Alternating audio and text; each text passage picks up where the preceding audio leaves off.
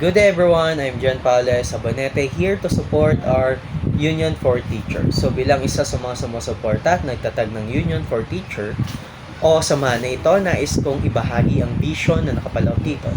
So our vision is to create a future where every teacher is in decent living environment where their needs are supported.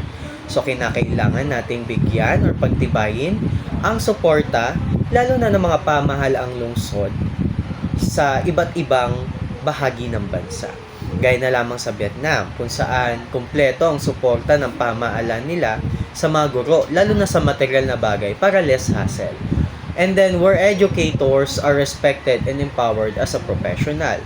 Lalo na sa panahon ngayon na karamihan sa ating guro ay nasasangkot sa mga iilang krimen na kadalasan ay nagiging pagkasira o ng ehemplo nila bilang guro. And lastly, where teachers are empowered to establish for fundamental values of our society. So para makilala sila bilang isang guro sa isang society na nire-respeto.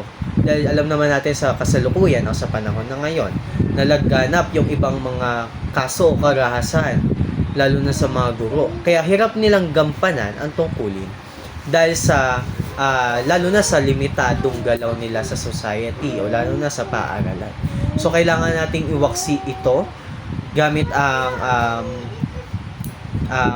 matinong pag-iisip lalo na sa mga iilang tao. So bigyan natin silang suporta lalo na sa kanilang karapatan sa ating lipunan, yung kanilang mga rights sa pagtaas ng sahod at sa iba pa.